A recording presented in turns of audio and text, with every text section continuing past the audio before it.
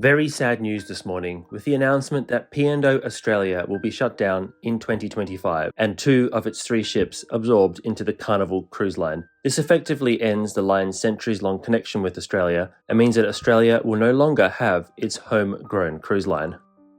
Carnival Corporation's Chief Executive Officer Josh Weinstein said that P&O Cruises Australia is a storied brand with an amazing team, and we are extremely proud of everything we have accomplished together in Australia and the broader region.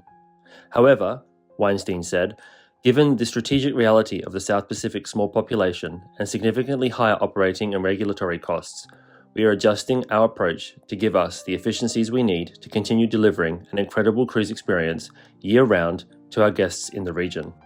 With P&O shutting down in 2025, Pacific Encounter and Pacific Adventure will be rebranded and operated by Carnival Cruise Line.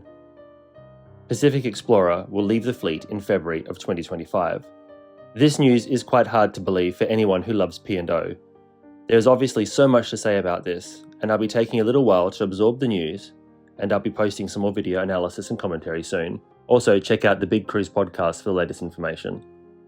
Thanks so much for watching, and until next time, I hope to see you on board.